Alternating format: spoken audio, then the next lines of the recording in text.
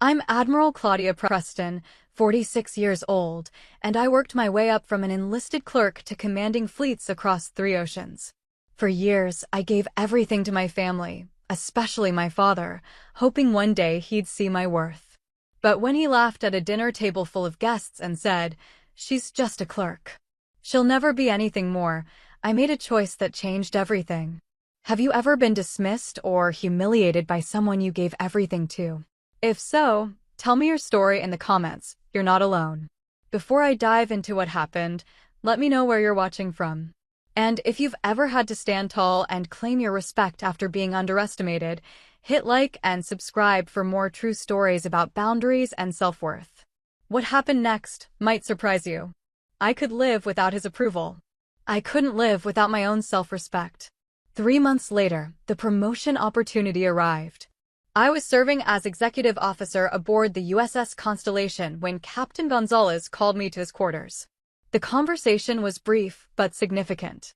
My name had come up for consideration for promotion to Rear Admiral, a rank achieved by less than 1% of naval officers. The selection process would be rigorous, involving multiple boards and extensive review of my service record. "You've earned this consideration," Captain Gonzalez said, reviewing the paperwork spread across his desk. "Your leadership during the typhoon relief operations, your management of the joint training exercise with the Japanese Maritime Self-Defense Force, your development of the new logistics protocols, it's all been noted by the right people." The promotion wasn't guaranteed. The Navy's flag officer selection process was notoriously competitive, with dozens of qualified candidates competing for each position. But being selected for consideration was itself an honor, recognition that my superiors believed I had the competence and character necessary for senior command. I should have been excited. This was the opportunity I'd worked toward for 2 decades, the culmination of countless deployments, difficult decisions, and professional sacrifices.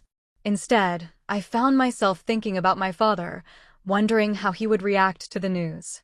The old version of myself would have called him immediately, hoping this achievement might finally earn the respect that had eluded me for so long. But the clarity I'd gained during our lunch meeting held firm. His approval or disapproval was irrelevant to the value of what I had accomplished. I focused on the selection process itself, which required months of preparation and evaluation. The review board examined every aspect of my service record, conducted extensive interviews with former commanding officers, and assessed my fitness for the strategic responsibilities that came with flag rank. The process was exhausting but fair, based entirely on merit and demonstrated competence. This was evaluation by people who understood my field, who could assess the significance of my achievements because they had faced similar challenges themselves. The contrast with my father's dismissive commentary was stark. When the notification came, I was alone in my quarters, reviewing operational reports late at night. The message was formal but clear. I had been selected for promotion to Rear Admiral. The ceremony would be held in 6 weeks at the Naval Academy, with family and colleagues invited to witness the traditional protocol. I sat staring at the screen for several minutes, absorbing the magnitude of what had just happened. Admiral. The rank carried weight and responsibility that extended far beyond individual achievement. It represented trust from the highest levels of naval leadership, confidence in my ability to make decisions that affected national security and international relations. My first instinct was to share the news with people who would understand its significance. I called Captain Rodriguez, my former commanding officer, who had become a mentor and friend over the years. His reaction was immediate and genuine. "Outstanding," he said, his voice carrying the warmth of someone who had watched my career develop from its early stages. "You've earned every bit of this. The Navy is getting a flag officer who knows how to lead." I called several other colleagues, each of whom responded with a kind of enthusiasm and respect that validated years of hard work. These were people who understood the demands of naval service, who could appreciate the complexity of reaching flag rank in a competitive and demanding profession. Eventually, I had to decide whether to tell my family. The question occupied my thoughts for days. The old patterns were still there, the ingrained desire for parental approval that persists even when logic suggests it's futile. Part of me wanted to believe that this achievement might finally break through my father's dismissive attitude, that the title of Admiral might command the respect that previous ranks had failed to earn. But I had learned to be honest about my father's limitations. His reaction to my previous promotion suggested he would find a way to minimize this one as well. He might focus on the military's bureaucratic nature, suggesting that promotion was automatic rather than competitive. He might emphasize the temporary nature of military rank, implying that real success required building something permanent in the civilian world. After a week of internal debate, I made the decision to invite them to the ceremony. Not because I expected his approval, but because the moment belonged to me, not to him. His reaction couldn't diminish what I had accomplished or change what the promotion represented. The phone call was as awkward as I'd anticipated. I delivered the news simply and directly, explaining that I had been selected for promotion to Rear Admiral and that the ceremony would be held at the Naval Academy. The silence lasted long enough that I wondered if the connection had been lost. When my father finally spoke, his tone was carefully neutral. "That's quite an achievement," he said, the words sounding rehearsed and distant. "I'm sure you're pleased with the recognition." Recognition. As if the rank of Admiral were equivalent to an Employee of the Month award, a nice gesture from management rather than one of the most significant appointments in military service. My mother was more enthusiastic, asking questions about the ceremony and expressing genuine pride in what I had accomplished. But even her excitement was tempered by years of following my father's lead in family discussions about my career. The conversation ended with polite promises to attend the ceremony and congratulations that felt obligatory rather than heartfelt. I hung up the phone feeling oddly empty, as if I had just shared momentous news with strangers who were trying to be polite about something they didn't understand. But the emptiness was different from the disappointment I'd felt after previous interactions with my father. This time, I had expected nothing and received nothing, which felt like a kind of victory. I was no longer surprised by his inability to celebrate my achievements, no longer wounded by his refusal to acknowledge their significance. The weeks leading up to the ceremony were filled with practical preparations and professional obligations. I coordinated with my new staff, reviewed the strategic responsibilities that came with flag rank, and prepared for the transition to a level of leadership that would affect thousands of sailors and millions of dollars in resources. The magnitude of the promotion began to sink in during these conversations with senior leadership. I would be responsible for major strategic decisions, diplomatic relationships with foreign navies, and the readiness of entire fleets. The trust being placed in me was extraordinary, earned through decades of proven competence under increasingly challenging circumstances. My father's opinion of this appointment was irrelevant to its actual significance. The Navy's most senior leaders had reviewed my record and determined that I possessed the judgment, expertise, and character necessary for flag rank. Their assessment was based on objective criteria and professional evaluation, not personal bias or limited understanding. As the ceremony approached, I felt a growing sense of anticipation that had nothing to do with my family's attendance. This moment represented the culmination of everything I had worked toward, validation from the institution I had served faithfully for 2 decades. Whether my father could recognize that validation was his limitation, not mine. The night before the ceremony, I stood in my hotel room reviewing my remarks for the following day. The words reflected on service, leadership, and the responsibility that came with flag rank. They were honest words about duty and dedication, about the honor of serving something larger than individual ambition. I thought about the sailors who had served under my command over the years, about the trust they had placed in my leadership and the responsibility I had felt for their safety and development. I thought about the complex operations we had executed successfully, the diplomatic relationships we had maintained, the humanitarian missions that had saved lives and provided hope in desperate situations. This was what leadership looked like in the modern Navy. It required technical expertise, strategic thinking, cultural sensitivity, and the ability to make critical decisions under pressure. It demanded sacrifice from families, dedication beyond normal working hours, and commitment to principles that transcended personal ambition. My father had never asked about any of these aspects of my career. He had never inquired about the weight of command, the complexity of international relations, or the satisfaction of developing young leaders. His questions, when he bothered to ask them, focused on logistics and administration, as if the Navy were simply a large corporation with unusual uniforms. But tomorrow's ceremony wasn't about his understanding or approval. It was about recognition from people who did understand, who could assess the true significance of what I had accomplished because they had walked similar paths themselves. The morning arrived crisp and clear, perfect weather for an outdoor ceremony.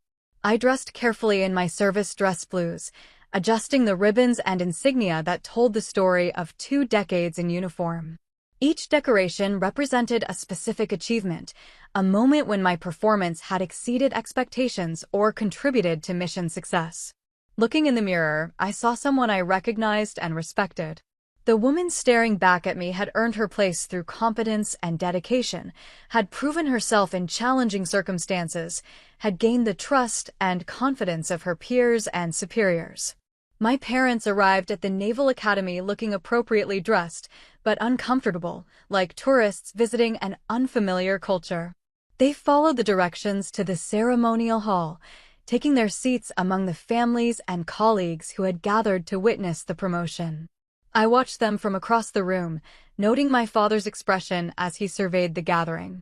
Senior officers in dress uniforms, distinguished guests from various allied nations, media representatives covering the ceremony. This was a different world from his business dinners, more formal and traditional, governed by protocols he didn't understand. The ceremony began with traditional military precision. The honor guard presented colors, the Navy band played ceremonial music, and the presiding officer delivered remarks about the significance of flag rank and the responsibilities it entailed. When my name was called, I stepped forward and stood at attention while my previous commanding officers spoke about my service record and fitness for promotion. Their words were specific and substantive, citing particular operations and leadership decisions that had contributed to mission success. Captain Rodriguez spoke about my performance during a complex evacuation operation in the Western Pacific, describing how I had coordinated multiple assets to extract civilians from a dangerous situation while maintaining diplomatic relationships with several different governments. Admiral Chen discussed my role in developing new training protocols that had been adopted fleet-wide, improving readiness and safety standards across multiple ship classes. Captain Williams, my first commanding officer, talked about my growth from a junior officer into someone capable of handling the most challenging assignments the Navy could offer. These were people who understood the context of what I had accomplished, who could speak knowledgeably about the complexity and significance of my achievements. Their assessment carried weight because it was based on professional expertise and direct observation. The actual promotion was conducted according to centuries-old naval tradition. I raised my right hand and took the oath of office, promising to support and defend the Constitution and to faithfully discharge the duties of my new rank. Then came the moment I had been preparing for without fully understanding its impact. The presiding officer stepped aside, and the rear doors of the ceremonial hall opened. I heard the sound before I saw its source, the synchronized footsteps of a large formation moving in perfect unison.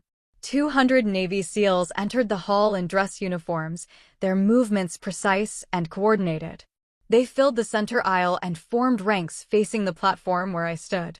The sight was extraordinary. The Navy's most elite warriors gathered to honor a promotion they considered significant enough to warrant their presence. The senior SEAL officer called the formation to attention. The sound of 200 heels coming together echoed through the hall like a rifle shot. Then, in a voice that carried to every corner of the room, he called out the command I had been waiting 20 years to hear. "Admiral." The word reverberated through the ceremonial hall as 200 hands snapped to salutes in perfect synchronization. The gesture was more than ceremonial courtesy. It was recognition from warriors who understood the meaning of leadership under pressure, who respected competence and dedication regardless of the specific nature of military service. I returned their salute, maintaining the bearing expected of a flag officer while processing the magnitude of what was happening. This wasn't just a promotion ceremony. It was validation from the most respected members of my profession, acknowledgement that I had earned my place among the Navy's senior leadership. The formation held their salutes for several seconds, the silence broken only by the click of cameras and the quiet sobbing of my mother, who had finally grasped the significance of what she was witnessing. When the SEALs dropped their salutes and filed out of the hall, the audience erupted in applause.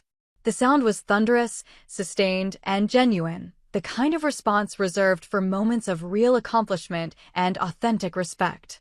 I looked out at the crowd, seeing faces I recognized and others I didn't, all united in their appreciation for what they had just witnessed.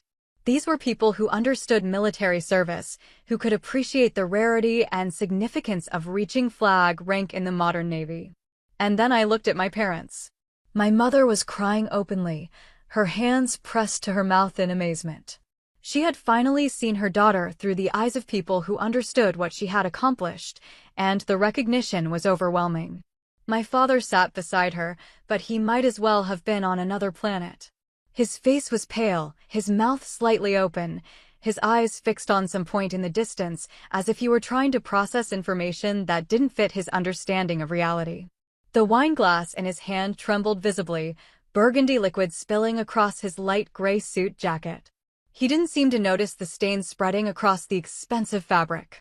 His entire worldview had just been challenged by 200 of America's most elite warriors saluting his daughter as Admiral. For 20 years, he had described my career as clerical work, routine administration, glorified filing. He had dismissed my deployments as tourism, my leadership roles as supervisory positions, my achievements as participation awards. But the SEALs didn't salute clerks. They didn't honor administrators.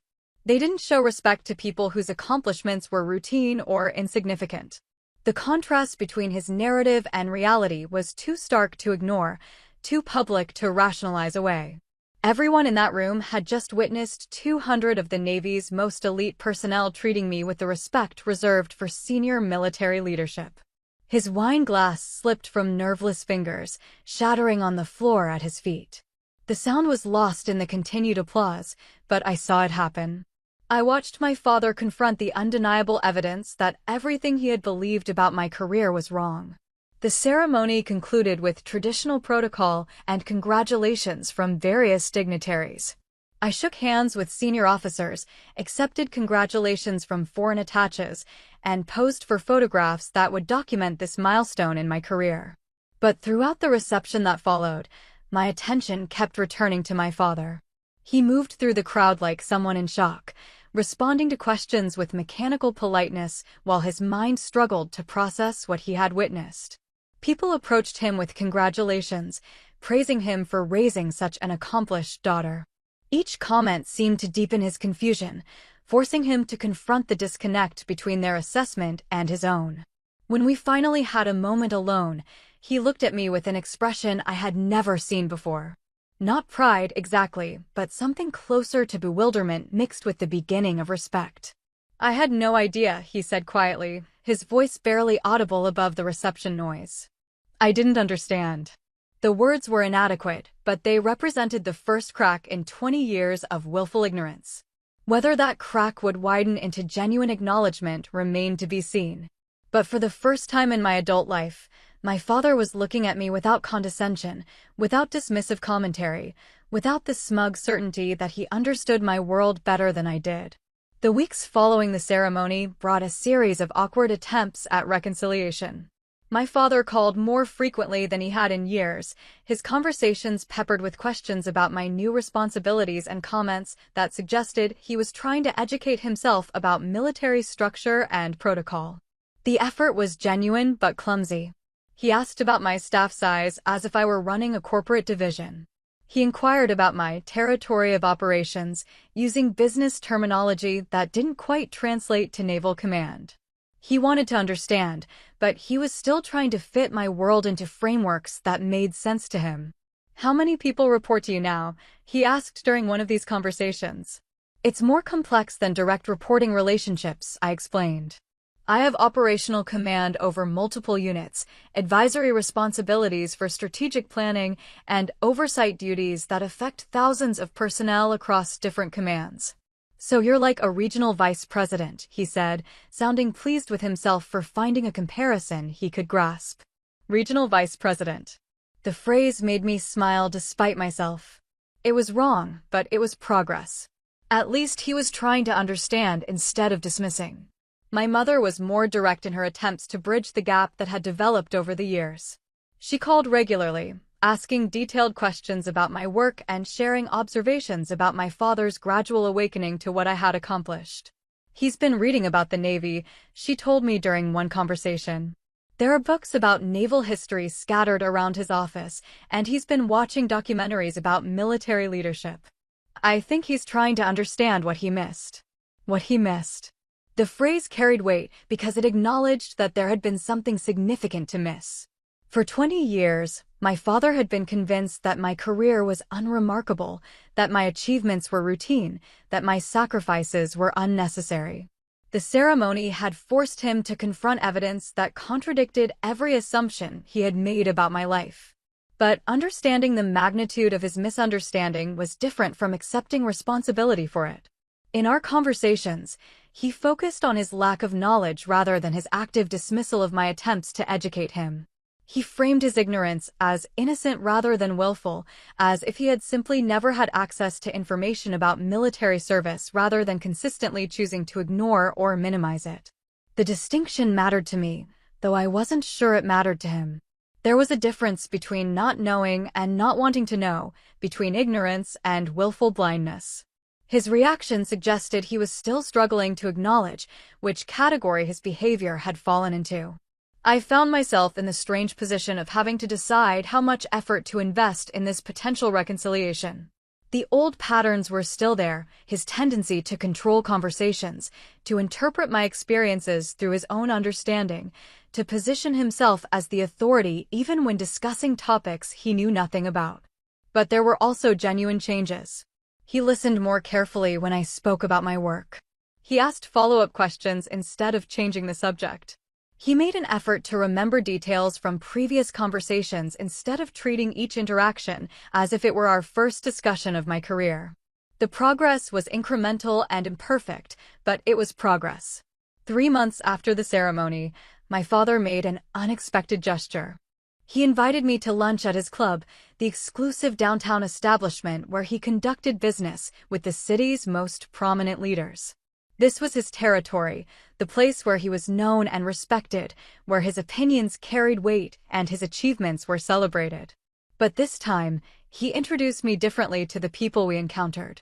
Instead of the dismissive descriptions I had grown accustomed to, he presented me as Admiral Claudia, emphasizing my rank in a way that commanded attention and respect from his associates. The change was subtle but significant. He was using his social influence to establish my credibility rather than undermine it, leveraging his reputation to enhance mine instead of diminishing it. Over lunch, he made an admission that surprised me with its directness. "I owe you an apology," he said, setting down his fork and meeting my eyes across the table. "I didn't understand what you were doing, and instead of asking questions or educating myself, I made assumptions. Those assumptions were wrong, and they were unfair to you." The words were carefully chosen, probably rehearsed, but they carried genuine weight. This was as close to accountability as I was likely to get from a man who had spent his life being right about everything. "I saw the way those SEALs looked at you," he continued. "I saw the respect in that room, the recognition from people who clearly understood something I didn't. I realized I had been judging your career based on my ignorance, not your accomplishments." It was a good apology, better than I had expected and probably better than I deserved after years of justified resentment. But apologies, however sincere, couldn't undo decades of dismissive treatment or restore the relationship we might have had if he had chosen curiosity over condescension from the beginning. "I appreciate that," I said carefully. "But respect isn't something that can be restored with an apology. It has to be rebuilt through consistent actions over time." He nodded, accepting the condition without argument. "I understand. I'm hoping you'll give me the opportunity to try." The conversation marked a turning point, but it was the beginning of a process rather than the resolution of our problems. Trust, once damaged, required sustained effort to repair. Respect, once withdrawn, had to be earned again through demonstrated change in behavior. Over the following months, my father made consistent efforts to learn about my world and acknowledge my achievements. He asked thoughtful questions about naval strategy, international relations, and leadership challenges. He read books about military history and current defense issues. He made an effort to understand the context that gave meaning to my career. The changes were gradual but genuine. In family gatherings, he spoke about my promotion with obvious pride, sharing details about the ceremony and the significance of flag rank with relatives who had previously heard only dismissive comments about my phase in the military. His friends began to see me differently as well, responding to his changed attitude with questions and comments that reflected genuine interest in my experiences. The ripple effect worked in reverse. His respect influenced others to take me seriously in the same way his dismissal had once encouraged them to ignore my achievements. But the relationship remained careful and somewhat formal, bounded by the recognition that years of damage couldn't be undone quickly or completely. I maintained the emotional distance I had established to protect myself from his criticism, unwilling to risk the vulnerability that had been wounded so many times before. My father seemed to understand these boundaries, respecting my caution without pushing for more intimacy than I was prepared to offer. He had learned, perhaps, that rebuilding trust required patience and consistency rather than grand gestures or dramatic declarations. The process was imperfect and incomplete, marked by moments of genuine progress and occasional reversions to old patterns. But it was progress nonetheless. Movement toward something that might eventually resemble mutual respect, if not the close relationship we had never quite managed to achieve. 5 years have passed since that ceremony, and the dynamics of my relationship with my father have settled into something neither of us would have predicted. We speak regularly now, conversations that focus on current events, military affairs, and the complex challenges of international security. He has educated himself enough to ask informed questions and offer thoughtful observations, though he's careful never to position himself as an expert on topics where my experience clearly exceeds his own. The change has been profound but not transformational. We have built a foundation of mutual respect that didn't exist before, but we haven't erased the history that shaped our relationship for so many years. Some damage runs too deep to be fully healed. Some trust takes too long to rebuild completely. I think about that ceremony often, not just as a personal milestone, but as a moment of clarity that changed both of our lives. For me, it was validation from the people whose opinions mattered most, my peers, my subordinates, and the senior leadership who had observed my performance over 2 decades of service. For my father, it was a confrontation with evidence he couldn't dismiss or rationalize away. 200 Navy SEALs don't salute people whose accomplishments are routine or insignificant. They don't honor clerks or administrators or people who are just marking time until they find real careers. The sight of those warriors standing at attention, their synchronized salutes echoing through the ceremonial hall, had forced him to confront the possibility that his understanding of my career had been fundamentally wrong. That moment of recognition, the wine glass trembling in his hand, the stunned expression on his face, had been 20 years in the making. But the ceremony wasn't really about him, and my current career isn't really about our relationship. I command a fleet that operates across 3 oceans, coordinate with allied navies on matters of strategic importance, and make decisions that affect the security and readiness of American naval forces around the world. The work is demanding and complex, requiring the integration of tactical expertise, diplomatic sensitivity, and strategic thinking. Every day brings challenges that test my judgment, my leadership ability, and my understanding of international relations. The responsibility is enormous, the stakes are high, and the margin for error is small. This is what I worked toward for 20 years, not the title or the ceremonial respect, but the opportunity to serve at the highest levels of military leadership, to contribute to the defense of my country and the maintenance of international stability. My father's opinion of this work was never really relevant to its actual significance. His approval couldn't have made it more important, and his dismissal couldn't have made it less valuable. The meaning of my career was always determined by the people who understood it, who could assess its complexity and significance, because they had faced similar challenges themselves. The sailors who have served under my command know what leadership looks like under pressure.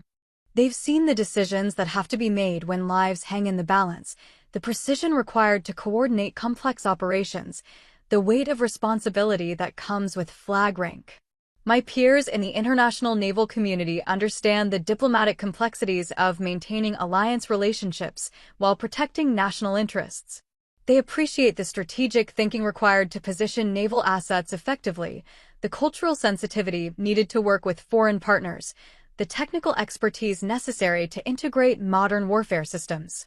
Senior defense officials know the administrative and budgetary challenges of managing large military organizations, the political awareness needed to interact with civilian leadership, the communication skills required to explain military requirements to people who have never served in uniform. These are the people whose respect matters, whose opinions carry weight, whose assessment determines career advancement and professional opportunities. Their judgment is based on demonstrated competence, proven leadership, and measurable results under challenging circumstances. My father's gradual recognition of my achievements has been personally satisfying, but it hasn't changed the fundamental reality of what I accomplished or why it mattered. The ceremony that forced him to confront his misconceptions was meaningful because it represented validation from the military community, not because it finally impressed someone who had spent 20 years determined not to be impressed. I carry the rank of Admiral not for him, but for the institution I have served faithfully and the sailors who look to me for leadership and guidance. The title represents trust from people who understand what military service requires, confidence from leaders who have observed my performance under the most demanding circumstances. My father lives with the memory of that ceremony, the wine spilling across his jacket, the sight of 200 elite warriors saluting his daughter, the sound of Admiral echoing through the hall. It's a memory that probably haunts him occasionally, a reminder of how thoroughly he had misunderstood something that mattered deeply to someone he claimed to love. But I live with something more substantial and enduring.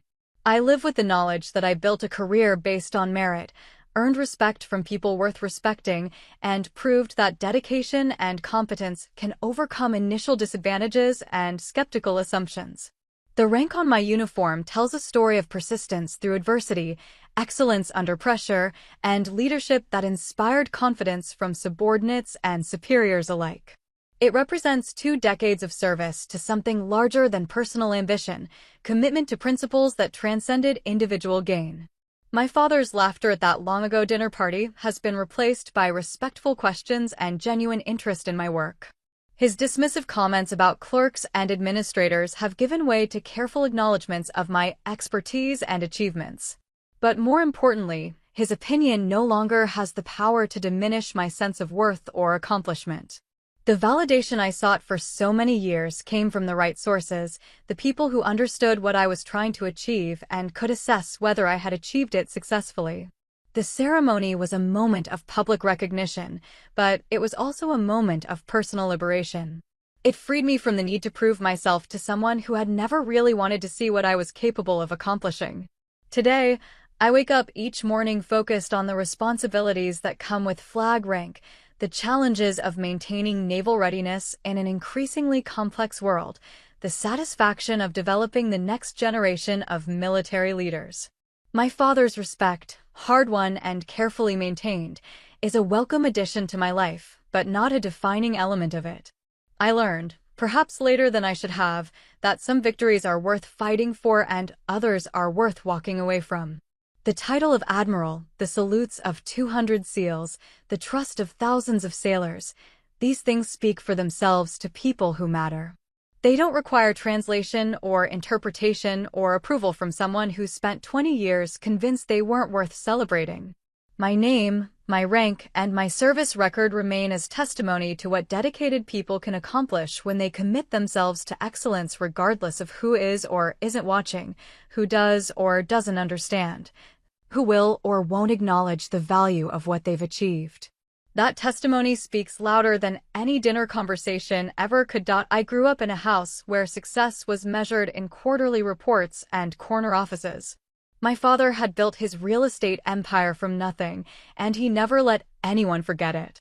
The walls of our dining room were lined with awards, photos of him shaking hands with mayors and city council members, newspaper clippings celebrating another development deal. At dinner parties, he'd hold court at the head of our mahogany table, regaling guests with stories of his latest conquest in the commercial property market. I was the quiet one among 3 children. While my brothers played football and dated cheerleaders, I organized my father's files and helped my mother coordinate his business dinners. I was dependable. I showed up. I got things done without fanfare or recognition. When guests asked about his children, my father would beam about my brother's athletic scholarships and social achievements. About me, he'd say, "She's my little organizer." Always behind the scenes, keeping everything running smoothly. The phrase stung even then, though I couldn't articulate why. Behind the scenes. As if visibility was the only measure of value. When I announced my intention to join the Navy after high school, the dinner table fell silent. My father set down his fork and studied me with the same calculating expression he used when evaluating property investments. "The military," he said finally, "is fine for kids who don't have other options." My mother tried to soften the blow. "It's a good way to see the world, develop discipline." "It's a phase," my father concluded, cutting into a steak. "She'll do her 4 years, maybe meet a nice officer, and then settle into something more appropriate." Something more appropriate. The words followed me through basic training, through my first deployment, through the long nights standing watch in the Persian Gulf. I wrote letters home describing the complexity of naval operations, the precision required to coordinate multi-ship exercises, the weight of responsibility that came with every decision. My father's responses were polite but distant. He'd update me on property deals and my brother's careers, then sign off with generic well wishes. When I came home on leave, the dynamic was clear. My brothers commanded attention with their stories from college and early careers. I sat quietly, listening to conversations about stock portfolios and business strategies. When people asked about my service, my father would interject before I could respond. "She's doing well," he'd say. "Keeping busy with her duties." Her duties. As if military service was just another household chore. The disconnect deepened with each promotion. When I made lieutenant, my father acknowledged it with a brief nod and changed the subject. When I received my first commendation for excellence in logistics coordination, he glanced at the certificate and said, "That's nice, sweetheart." Very administrative. Administrative. The word became his favorite way to diminish everything I accomplished. Leading a team of 40 sailors became managing personnel. Coordinating supply chains for an entire battle group became handling paperwork. Earning the respect of seasoned officers became being helpful around the office. At family gatherings, his friends would ask about his children. He'd light up describing my oldest brother's law practice and my younger brother's success in medical school. When the conversation inevitably turned to me, his tone would shift to something approaching pity. "She's still in the Navy," he'd say, as if I were still recovering from a childhood illness. Doing her part, keeping the paperwork moving. The relatives would nod sympathetically, perhaps wondering why I couldn't find my way into something more substantial, more legitimate, more worthy of respect. I began to see our relationship as a ledger with only one column. I gave him years of my life in service to our country. I gave him pride in a daughter who had earned the trust of her superiors and the loyalty of her subordinates. I gave him sacrifice, missing holidays and birthdays and family milestones to fulfill my obligations half a world away. He gave me tolerance, conditional acceptance, the kind of distant approval he might offer a neighbor's child who was trying her best at something he didn't quite understand. The imbalance was exhausting. During my second tour, I stopped sharing details about my assignments. Why describe the intricacies of fleet coordination to someone who saw it as glorified filing? Why explain the strategic importance of naval intelligence to someone who measured worth in office square footage? My mother noticed the growing distance. During our phone calls, she'd encourage me to be patient with him. "He just doesn't understand what you do," she'd say. It's so different from his world. But I was beginning to understand that this wasn't about comprehension. It was about respect. And respect, I was learning, was not something you could earn from people who had already decided you weren't worth it. My fellow officers saw something different. They saw competence, leadership, and dedication. They promoted me based on merit, not family connections or personal bias. They valued my contributions because those contributions mattered, because missions succeeded or failed based on the quality of my work. The contrast was stark. In uniform, I was someone worth listening to. At family dinners, I was someone to be politely endured. My father never asked about the weight of command, the pressure of making decisions that affected hundreds of lives, or the satisfaction of watching young sailors grow into capable leaders under my guidance. He never inquired about the countries I'd seen, the challenges I'd overcome, or the friendships I'd forged with people who understood the meaning of service. Instead, he'd ask when I planned to transition into something more stable. Stable. As if a career built on discipline, honor, and demonstrated competence was somehow precarious compared to his world of leveraged real estate deals and municipal politics. I stopped expecting his approval sometime during my third deployment. The revelation was both liberating and lonely. Liberating because it freed me from the exhausting cycle of hoping he'd finally see my worth. Lonely because every daughter wants her father's pride, even daughters who have learned to live without it. By the time I reached the rank of commander, our interactions had settled into a comfortable emptiness. He'd ask generic questions about my health and my living situation. I'd provide brief, polite answers. We'd exist in the same room without really seeing each other. The foundation was cracked beyond repair. I had spent years trying to prove myself worthy of his respect, never realizing that the problem wasn't my worth, it was his ability to recognize it. Some people measure value in familiar terms, and anything outside their experience becomes invisible, irrelevant, or insignificant.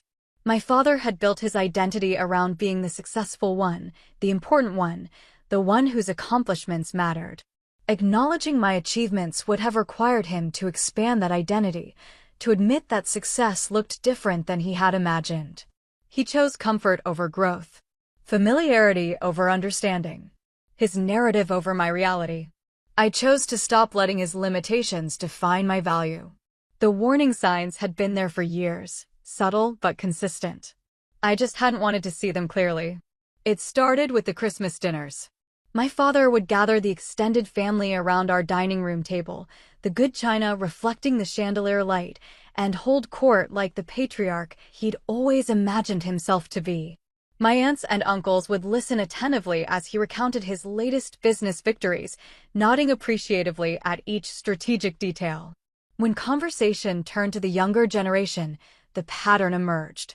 My cousin Claudia's promotion at the marketing firm warranted a toast. My brother David's acceptance into a prestigious medical residency program prompted calls to neighbors who weren't even at the dinner. When someone inevitably asked about me, my father's entire demeanor shifted. "She's doing fine," he'd say, cutting his turkey with surgical precision. Still in the Navy, still traveling around. Still.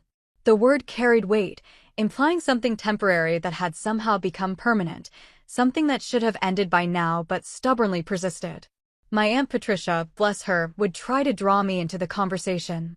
"Tell us about your latest assignment, dear. Where are you stationed now?" Before I could respond, my father would interject. "She's working in operations now." Very busy with the daily routine. Operations became routine. Leadership became management. Strategic planning became scheduling. Every accomplishment was translated into terms that minimized its significance, reduced it to something ordinary and forgettable. The extended family took their cues from him. If my military service wasn't worth celebrating, then they wouldn't celebrate it. If my achievements weren't remarkable, then they wouldn't remark on them.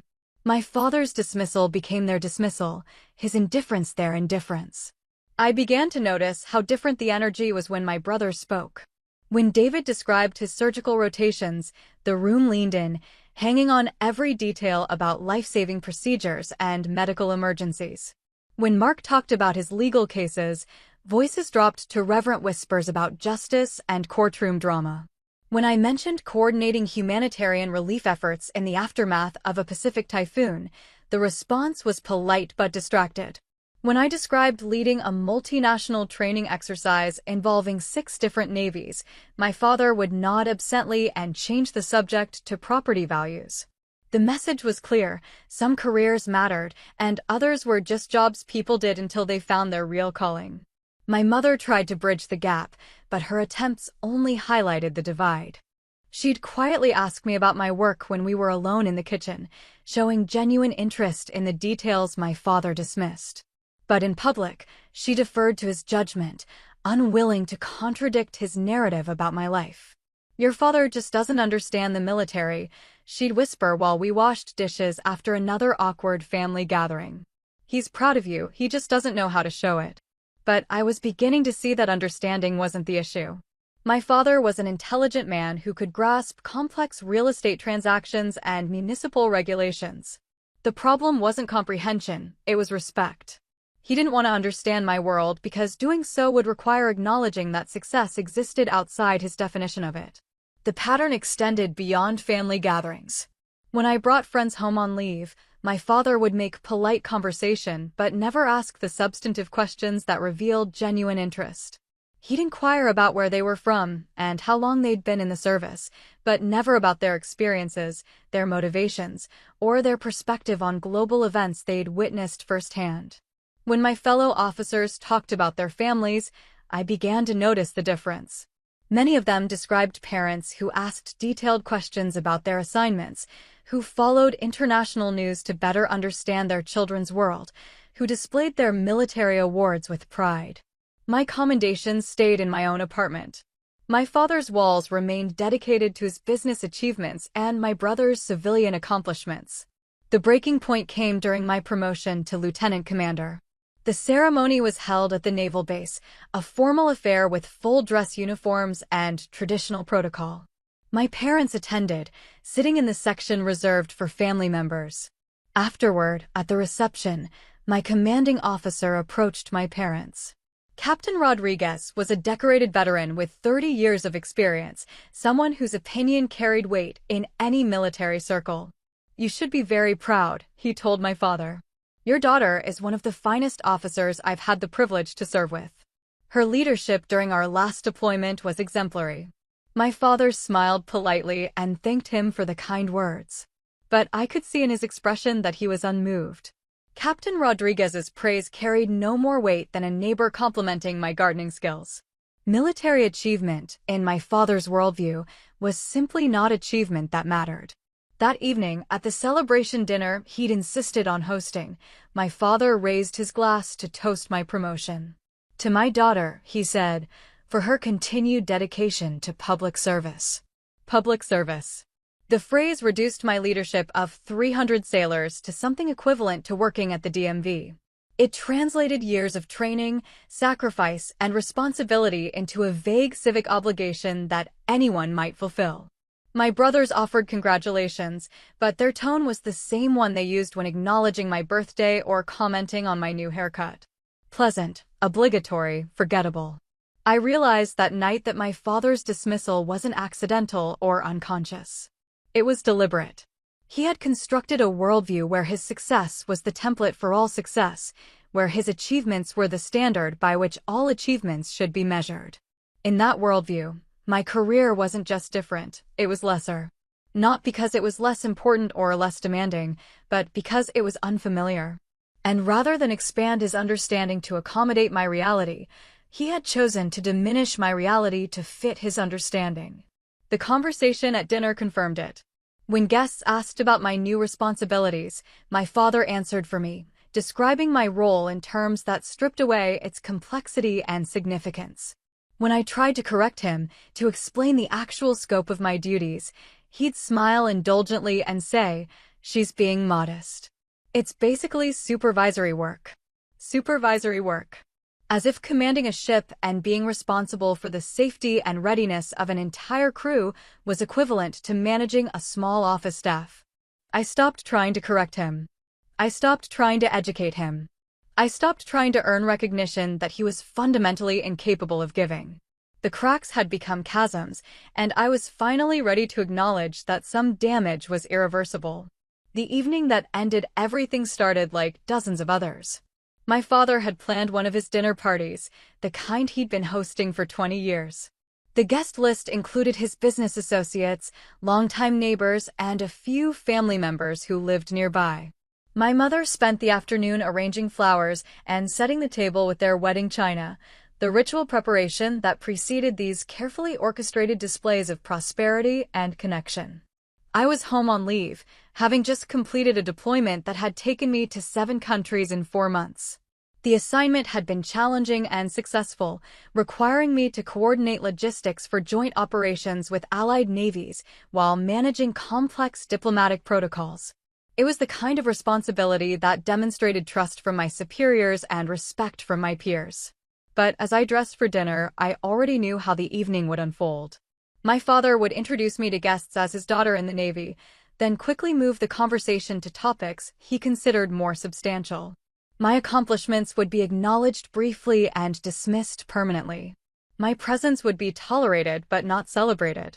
The guests arrived in waves, each greeted personally by my father, who had a gift for making everyone feel important and welcomed.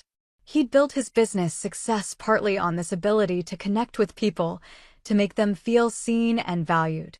Watching him work the room, I felt the familiar ache of knowing he had never turned that gift toward me. Dinner conversation flowed through predictable channels. Business opportunities, local politics, travel experiences, and family updates. My father dominated the discussion, as he always did, weaving stories and observations into an entertaining monologue that kept everyone engaged. When the conversation turned to children and careers, I braced myself. Mrs. Patterson from down the street had a son who'd just made partner at a law firm in Chicago. The Johnsons were celebrating their daughter's promotion to department head at a local hospital. Each success story was met with enthusiastic responses, questions about details, predictions about bright futures ahead. My father listened to these stories with genuine interest and offered congratulations that sounded sincere. When someone asked about his children, he immediately launched into updates about my brothers. David's surgical residency was going exceptionally well, with several attending physicians commenting on his natural talent and work ethic. Mark had just won a significant case for his firm and was being considered for early partnership. The pride in his voice was unmistakable. These were accomplishments he understood, achievements that fit his definition of success.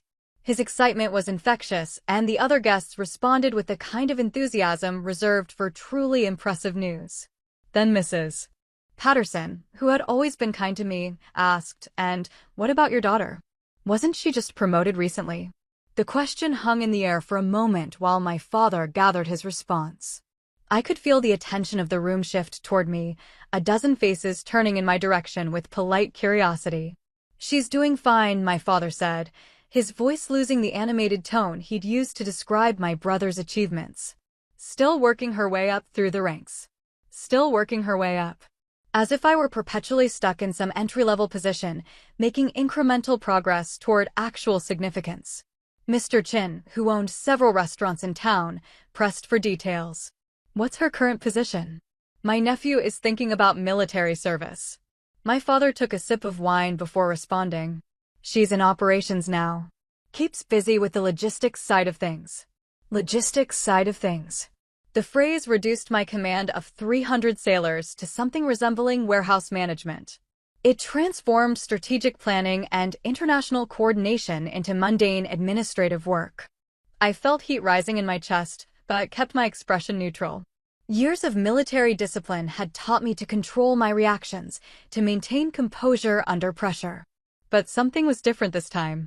Maybe it was the accumulation of small humiliations, or maybe it was the contrast between his obvious pride in my brothers and his dismissive treatment of my service. Whatever the catalyst, I felt a shift inside myself, a hardening of resolve I hadn't experienced before. The conversation continued around me, but I was no longer fully present. I was calculating, analyzing, preparing. My father's pattern was clear and consistent. He would never voluntarily acknowledge my achievements because doing so would require him to admit that his understanding of success was incomplete. When dessert was served, the conversation turned to travel, with several guests sharing stories about recent vacations. Someone mentioned a cruise through the Mediterranean, which prompted questions about favorite destinations and travel recommendations. Mrs. Patterson, still trying to include me in the conversation, asked, "You must have seen some interesting places during your deployments." "A few," I said simply, not wanting to elaborate in an environment where my experiences would be minimized. But my father couldn't resist the opportunity to demonstrate his knowledge of my life. "She's been all over the Pacific," he said, waving his fork dismissively. "Mostly routine stuff, port visits and training exercises." Routine stuff. Port visits and training exercises. The words stripped away the complexity of international diplomacy, the weight of command responsibility, the significance of representing American interests abroad. Everything I had done, everything I had learned, everything I had accomplished was reduced to tourism and paperwork. The guests nodded politely, their interest already waning. If my own father described my work as routine, then it must be routine. If he characterized my deployments as simple port visits, then they must be simple port visits. I looked around the table at these people who had known me since childhood, people who had watched me grow up and leave home and build a career. They were good people, successful in their own fields, intelligent and thoughtful. But they were taking their cues from my father, allowing his assessment to shape their perception of my life. That's when I realized the full extent of the damage. It wasn't just that my father refused to respect my achievements. It was that his dismissal influenced everyone around him, creating a ripple effect that diminished my worth in the eyes of people who might otherwise have seen me clearly. He had appointed himself the interpreter of my life, the person who would explain to others what my experiences meant and whether they mattered. And his interpretation was consistent. Nothing I did was particularly impressive, important, or worthy of attention. The realization crystallized into something cold and hard in my chest. This wasn't about different perspectives or generational misunderstanding. This was about power and control. My father needed to be the most successful person in every room, the one whose achievements overshadowed everyone else's. Acknowledging my accomplishments would have disrupted that narrative. So he had chosen to erase them instead. The dinner party continued around me, but I had withdrawn into myself, processing the implications of what I'd just witnessed. The coffee was served, the conversation moved to safer topics like weather and local sports, and eventually the guests began making their departure preparations. Each goodbye was warm and friendly, with promises to get together soon and compliments on another wonderful evening. As I helped my mother clear the dishes, I felt disconnected from the domestic routine we'd performed countless times before. The familiar motions of scraping plates and loading the dishwasher felt foreign, as if I were watching someone else's life from a distance. "That went well," my mother said, rinsing wine glasses in the sink. Everyone seemed to enjoy themselves. I nodded absently, not trusting myself to speak. The evening had revealed something I'd been trying to ignore for years. My father's dismissal of my career wasn't accidental or unconscious. It was strategic. He had made a deliberate choice to minimize my achievements because they threatened his position as the family's primary success story. After my parents went to bed, I sat in my childhood bedroom, staring at the walls that still displayed my high school awards and college graduation photos. The contrast was stark. Here were the achievements my father had celebrated: honor roll certificates, scholarship announcements, academic recognition. The girl in those photos looked optimistic and confident, secure in the belief that hard work and dedication would earn respect and acknowledgement. But there were no military commendations on these walls. No photos from promotion ceremonies or deployment farewells. No evidence of the woman I had become or the career I had built. This room was frozen in time, preserving the version of me that my father preferred, the helpful daughter who stayed in familiar territory and didn't challenge his understanding of what success should look like. I thought about my fellow officers, men and women who had earned their positions through merit and dedication. They commanded respect because their competence was undeniable, their leadership proven under pressure. They made decisions that affected thousands of lives and millions of dollars in resources. They represented their country in negotiations with foreign governments and managed complex international relationships. But in my father's narrative, we were all just clerks in uniforms, pushing papers and following orders, marking time until we came to our senses and pursued real careers. The next morning, I made a decision that surprised even me. I called my father's office and asked if I could take him to lunch. We met at his favorite restaurant, a place where he was known by name and treated with the deference he expected. Over salad and sandwiches, I asked him directly about his view of my career. The conversation was civil but revealing. He spoke about his concerns for my future, his belief that military service was a dead-end path, his hope that I would eventually transition into something with better long-term prospects. "I just want what's best for you," he said, cutting his sandwich with the same precision he applied to business deals. "The military is fine for young people, but you need to think about building something lasting." Building something lasting. As if 20 years of service, the trust of my superiors, and the loyalty of my subordinates were temporary constructions that would disappear when I changed jobs. I tried to explain the significance of what I did, the complexity of modern naval operations, the strategic importance of maritime security. I described the satisfaction of developing young leaders, the responsibility of making decisions under pressure, the honor of serving something larger than myself. He listened politely but without engagement. When I finished, he patted my hand in the same condescending way he might comfort a child who had been disappointed by reality. "I'm sure it feels important to you," he said. "But you have to look at the bigger picture. What are you building for your future? Where's the financial security? Where's the long-term career path?" That's when I understood the fundamental disconnect. My father measured value in accumulation, money, property, status symbols that could be displayed and quantified. Military service, no matter how distinguished, didn't produce the kind of tangible wealth he considered meaningful. In his worldview, I had spent 20 years working for modest pay in a job that would end with a pension instead of equity. I had chosen service over profit, duty over advancement, honor over accumulation. And in choosing those things, I had chosen to be lesser in his estimation. The lunch ended cordially, but something had shifted permanently. I had asked for his respect and been offered his pity. I had shared my achievements and received his sympathy. I had opened myself to his understanding and been met with his condescension. That afternoon, I began to see my relationship with my father as an equation that would never balance. On one side was everything I had given, years of trying to earn his approval, countless attempts to explain my world, patience with his dismissive comments, tolerance for his narrative about my life. On the other side was what he had given in return, conditional acceptance, backhanded support, and a consistent message that nothing I did was quite good enough to warrant genuine pride or respect. The imbalance wasn't accidental. It was the natural result of a relationship where one person refused to recognize the other's worth.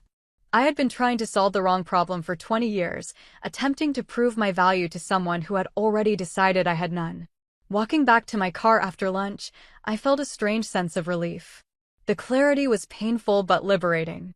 I finally understood what I was dealing with and, more importantly, what I could and couldn't change. I couldn't change my father's perspective. I couldn't force him to respect my choices or acknowledge my achievements. I couldn't make him proud of the woman I had become instead of disappointed in the woman I hadn't become. But I could change my expectations. I could stop seeking approval that would never come. I could stop trying to prove myself to someone who was invested in believing I had nothing to prove. Most importantly, I could stop allowing his limitations to define my worth.